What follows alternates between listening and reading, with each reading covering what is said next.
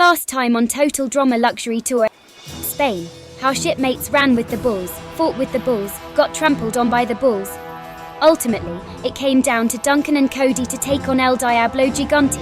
With a quick slip-up literally, our Gap-toothed Geek came up short, and Duncan won it for the Admirals. Since the skippers came out the shortest of all, their fifth team captain Sadie was sent home. Who will assume the mantle for them now? Find out here on Total Drama Luxury Tour.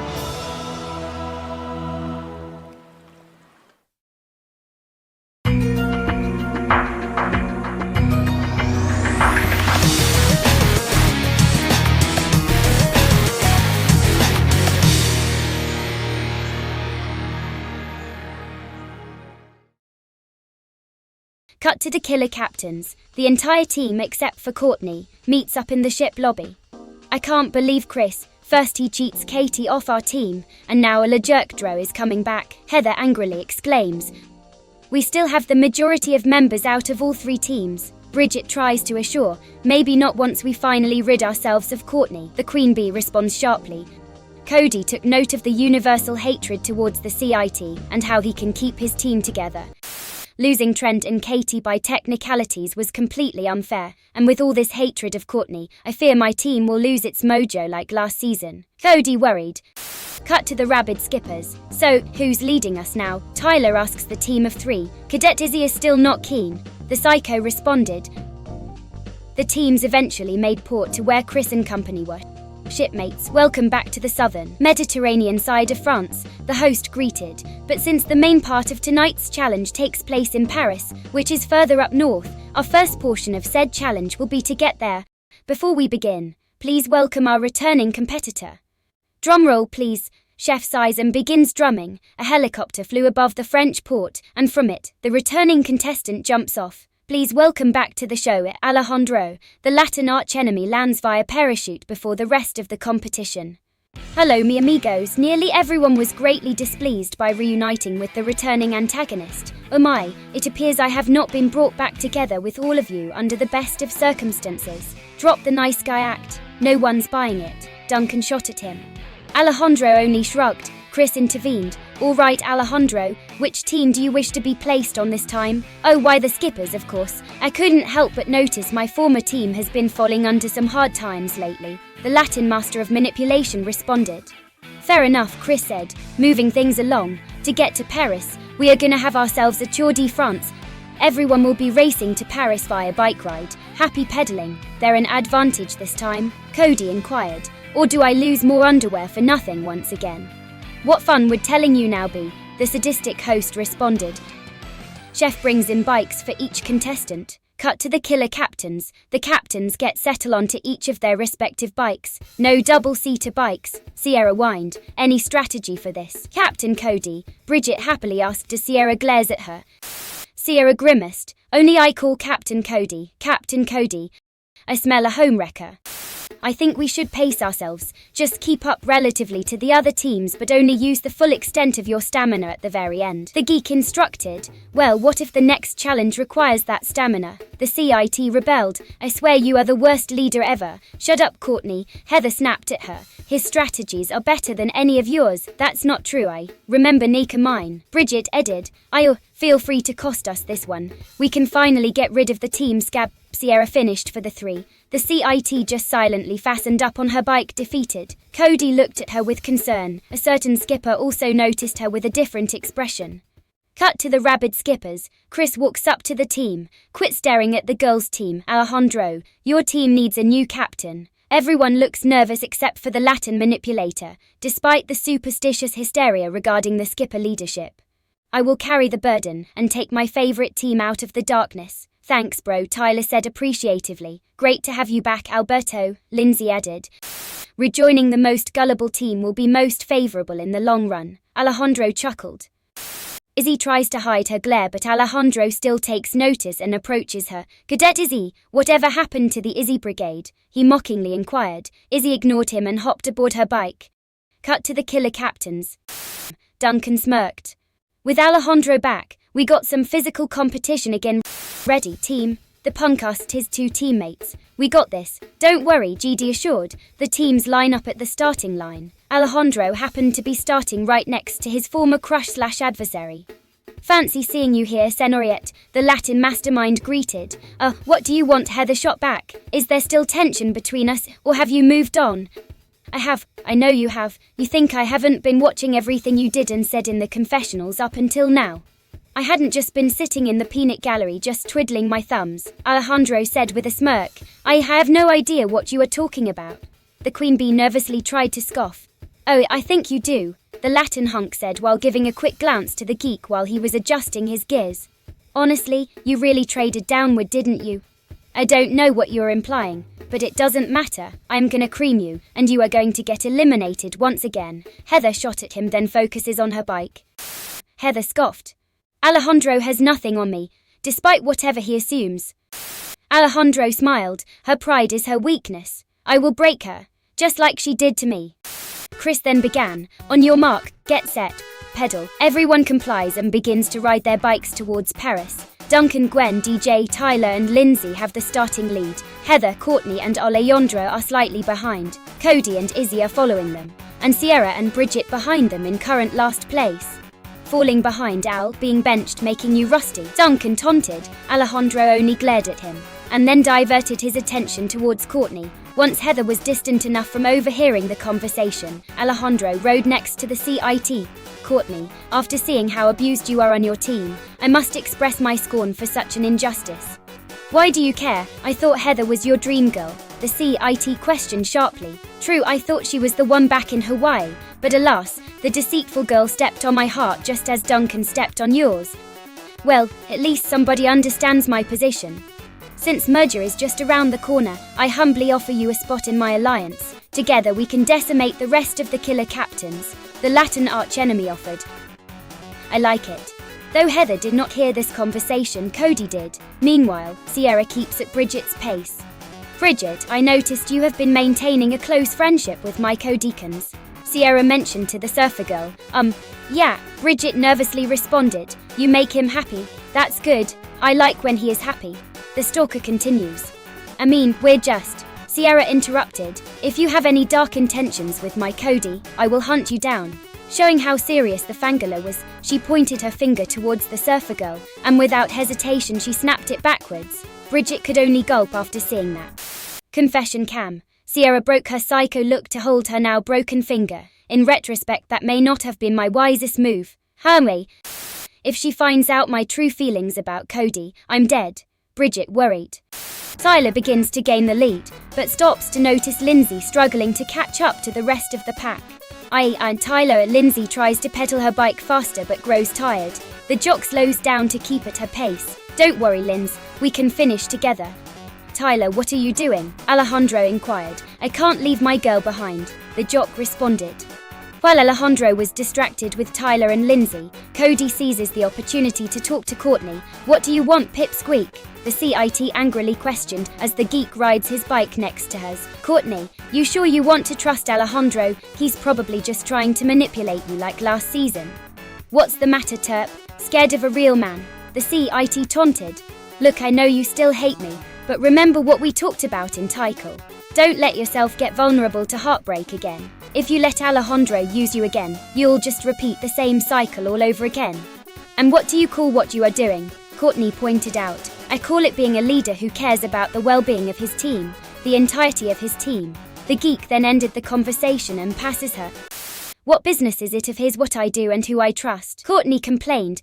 After a few hours, Duncan, Gwen and DJ reach close to Paris. "There it is, I see the Eiffel Tower," DJ pointed out. "This is so ours," Gwen happily added. "There's the finish line." The punk finished. As the three screaming admirals reach Paris, Duncan was the first to cross the finish line, followed by Gwen, then DJ. Chris awaited them there. "Duncan and Gwen, you both make it to the next part of the challenge," Chris announced. "What about me?" GD asked. "For this next challenge, the first two members of each team will be the only ones moving on for a special romantic French dining." "You don't say," Alejandro said, hearing this before crossing the finish line. Izzy rides towards the finish line as well, but the Latin mastermind halts her. "Save this part of the challenge for our team couple." Cody was the next person to finally cross the finish line. "Congratulations, Codemeister," Chris praised. "Let's see who you will be dining with." "Dining what?" the geek asked naively. The oncoming captains are viciously trying to oust each other. Out of my way, Heather, the CIT barked. Up yours, the queen bee shot back. Dining with one of them, the geek only gulped. The two bikes collided, and the angry pair tumbles down towards the finish line with the CIT crossing it first. Courtney, good news. Chris is about to inform her what was all that could be heard from a distance later as Tyler and Lindsay, who were the next to cross the finish line. After Tyler and Lindsay succeeded in crossing, Alejandro and Izzy did so as well. Ciara and Bridget were the last two to cross the finish line. Boy, do I feel sorry for you, kid. Duncan tauntingly expressed pity towards the geek. All right, teams, Chris informs. For the next part of the challenge, our finishing pairs will enjoy all of Paris's most exotic cuisine. The three pairs composed of Duncan and Gwen, Tyler and Lindsay, and Cody and Courtney. From the way he said that, I feel it was a wise move on my part. My body is not adapt to French delicacies, Alejandro said, while wiping some sweat off her. Ciara groaned. Not fair, a romantic French dinner was supposed to be exclusive to me and Cody. Heather scoffed. Well, at least Courtney isn't a threat. I mean, alliance-wise, Cody wouldn't buy into her manipulation. Chris turned to the camera. What will be in store for these couples in the city of romance? Find out here at Total Drama Luxury Tour. Welcome back. We join our shipmates after their Tour de France. The first two members of each team to cross the finish line in the bike race to Paris would make it the second part of the challenge. It now comes down between the three pairs composing of Duncan, Lindsay, and Cody. Blasphemy, Ciara shouted at the host against the third pairing. Ciara, please, trying to open up for the show. Who will win this French dining challenge? Find out here on Total Drama Luxury Tour. The teams all gather before their host under the Eiffel Tower, with the duos of each team standing in front of the groups. Okay, lovebeds, for this challenge, you all will be enjoying France's exotic cuisine under the Eiffel Tower. In order to finish each round, both participants in each couple must have their plates completely empty to move on. Good luck, Admirals, DJ cheered. Come on, Cody, Ciara rooted. You got a strong stomach, you can do it. Bridget added to Ciara's dismay. Where's my support? Courtney asked her team. Choke on it. Heather snapped at the CIT. Don't listen to her, Courtney. You got this. Remember China. Alejandro rooted. Thank you, Alejandro, Courtney graciously said before blowing a raspberry at the queen bee. Okay, this is getting too crowded, Chris informed. So how about every non-competitor leave the lovebeds be? The host ushered everyone else away from the dining area. Chris then directs each team pair to their respective tables across from each other in the wide open space below the tower. That should be me at Cody's table, Ciara whined. I'd want to take Courtney's place, but my vegan lifestyle would cost us the challenge, Bridget admitted. Duncan and Gwen get settled at one table, Tyler and Lindsay at another, and Cody and Courtney at the third table. Okay, Chris continues, as mentioned before, to pass each round for this challenge, both plates must be eaten. If one of the two of each couple barfs, both of them will be eliminated. Chef, bring out their first appetizer. Chef brings each table a platter of fried frog legs. Cut to the screaming admirals. You, Gwen said with disgust. Calm down, pasty, we had worse. This is just a warm-up, Duncan assured his gothic girlfriend. The duo gulped down the frog legs quickly to avoid too much taste and move on the next round. Cut to the killer captains. Duncan hollered to Cody. Don't let the frog kill you, kid, and try not to die from the food either. Courtney only glared after the cruel implication from her punk ex while Gwen laughed hysterically. Come on, Courtney, don't let him get you down. Cody tried to cheer the CIT up.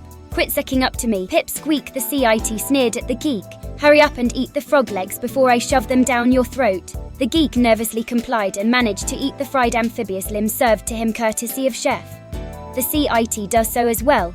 Cut to the rabid skippers. Tyler chokes down his frog legs and then notices his girlfriend hesitant to do the same. I think it moved, Lindsay said as she inspected her platter. I couldn't make Linz eat that stuff, Tyler stated. Don't worry, Lindsay. Chris only said that the food must be eaten. He didn't say by whom. The athlete then gulped down the contents of Lindsay's plate as well. Thanks, Tyler. Cut to the screaming admirals. Round 2, escargot de bourgogne. Chris announced as Chef gives the admirals a plate of cooked snails. Imagine them as chicken nuggets. Duncan nervously tries to assure Gwen as well as himself. How can the French eat this stuff? Gwen complained as she ingested the slimy substance. Cut to the killer captains. Hurry up, Terp. The CIT barked as the geek tries ingesting the cooked insect.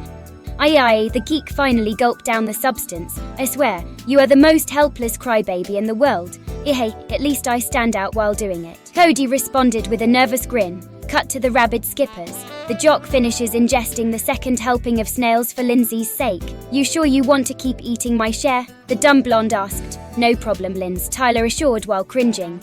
Cut to the screaming admirals. Round 3 raw live oysters, Chris announced as chef gave each couple their next meal. And I thought the snails were slimy. Gwen complained. Oh, I can feel them moving around in my mouth, Duncan added. The couple hesitantly ingest the live mollusks and grimace while doing so. Cut to the killer captains. The 2 captains cringe after tasting their first bite. Come on, Courtney, we got this. The geek tries to comfort her. I said, quit sucking up to me. What makes you think I would sway to your side versus Alejandro's? The CIT asked inquisitively. Because deep down you know he is only using you. Why are you letting him play you again? At least he is pretending to like me. Better a facade than genuine ridicule. More than I can say about our team. The CIT responded with her voice cracking out. Chris impatiently cuts in. Come on, you two. The others finished already. Hurry up and eat. The 2 saved their conversation for later and chow down quickly on the disgusting live oysters. Cut to the screaming admirals. Chris continues. Round 4. And Utalt. Chef served the teams a dish containing tripe sausage. It smells like feces. Gwen groaned. It's an acquired taste, hee hee. Chef informed with a cruel chuckle. This is not cool, man. Not cool, Duncan added. The 2's eyes water after they struggle to chew down the stinky meat. Cut to the rabid skippers. Tyler, you sure you can handle this? Lindsay asked with concern. No, problem. The jock groaned, choking down 2 of the andutalt sausages for the team. Cut to the killer captains. I've been trying to help you, Courtney, Cody notified. Continuing their chat, I have been given you leadership opportunities, taking your abuse in stride and trying to convince the others that you aren't so bad. Spare me, I don't need anyone's pity, let alone yours, runt. The CIT scorned. This isn't pity, this is me trying to make up for how I treated you last season. The geek finally blurts out. What do you mean? Courtney asked skeptically. I mean, that my overwhelming loyalty and attraction to Gwen was put before my sense of right and wrong. When Duncan cheated on you with her, I apathetically volunteered to vote you out without a second thought. I can understand exactly why you hate me this much. Go on, the CIT responded. Cody sighed. As much as I love Gwen, what she did to you was wrong. I am sorry for not saying sorry earlier. But since after the Naker mine, I've been trying to redeem myself. I even tried to get Gwen to apologize to you for taking Duncan from you. You asked her to apologize to me? Courtney asked, releasing her scowl. Yeah, she refused to, but I will keep trying to work with her though. Cody. Chris stepped in again. Tick-tock, you have a challenge to complete. Now dine, or dash, breaking the conversation. The 2 look at their foul meat and hesitantly picked up their forks. Courtney notices Tyler express his chivalry to Lindsay and bit the bullet for her, or in this case, andutalt sausage, and the CIT then smiles at Cody. Well, Cody, if you really want to make it up to me. The CIT pushes her plate to the geek. Eat. Cody only groaned and complied. The rancid-smelling meat was slowly but surely ingested by the geek in 2 servings. Cut to the screaming admirals. Chris announces, round 5. Chef brings in the next dish, foie gras, otherwise known as fattened duck liver. Why? Duncan was in tears while gulping down the foie gras. Do the French stay skinny from eating this? Gwen shouts out in frustration. Cut to the rabid skippers. Tyler, if you want me to help you eat these, I will, Lindsay offered worriedly. It's fine, Linz. Tyler denies as he struggles to ingest the fat-filled duck liver. Oh God. It's so gross. Suddenly, Alejandro approaches their table. Tyler, you look a little full. I'm fine, bro. I'm just... If you wish to concede, I promise not to vote either of you 2 off. The Latin archenemy proposes, but our team can't take much more losers. Alexandro, Lindsay reminds, as Alejandro subtly grits his teeth over the mispronounced name. Ahem, merges just around the corner. We only need to hold out a little longer, but I need you 2 and your stomachs in one piece for it. Alejandro informs the pair. Okay, Tyler concedes. He and Lindsay leave their tables and their dishes. Chris notices them leave. The skippers are disqualified. It's now down to the captains and the admirals. Cut to the killer captains. Cody. The CIT gave him her pseudo-sweet tone while pushing her dish to him. Have at it. Okay, The geek finally finished his duck liver and now proceeds to eat Courtney's foie gras. Cody tries to quickly chew down the thick bird organ and shove it down his throat fast. After his hellish struggle, the geek finally finished it. There. Done. Not being able to contain it anymore, Cody finally heaved out his French cuisine. Winners, the Screaming Admirals, Chris announced as Cody rolled on the pane as if his insides were on fire. Do you forgive me then? Cody asked Courtney while he was in the fetal position, wincing in abdominal pain. No, you have to do better than second place to win me over. Pipsqueak. Courtney smugly walked over the geek and away from him. The things I do as team captain. Cody grimaced while holding his insides. Sierra and Bridget ran to the geek's aid. Codykins, are you alright? Sierra asked. I'm fine, Sierra, Cody said as they help him up. I can't believe Courtney made you eat all of that yourself, Bridget said angrily. It's all right, Bridget. It was my decision, Cody assured the surfer girl. Heather stomped up to him. Stop trying to help her. She won't change. If she wants Alejandro to manipulate her, let him. Cody just smiled at the queen bee. I guess I am a lousy team leader. The geek happily walked away from the rest of the group. Cut to the Screaming Admirals. Good job, you two, DJ praised. Thanks, The goth spewed out her French bile. Chris turns to Chef. Chef, tell the Admirals what they won this time. Chef pulls out his cue cards. Ahem, they win a gumball machine.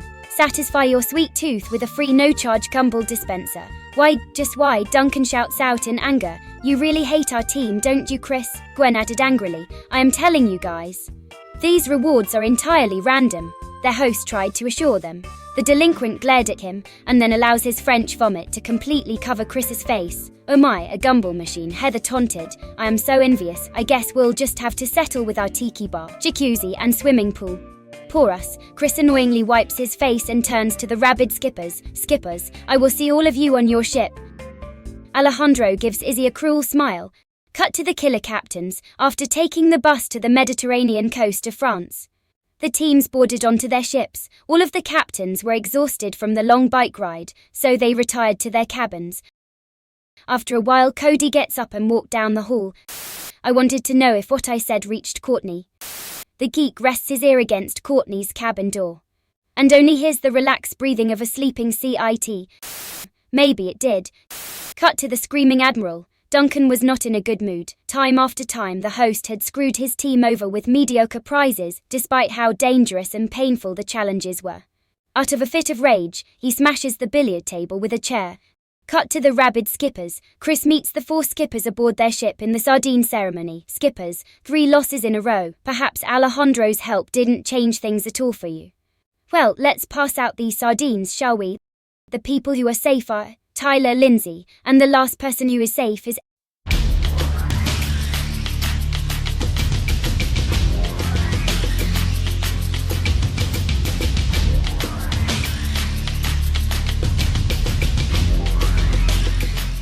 Alejandro. Izzy is handed her life jacket. The psycho turns to her former teammates.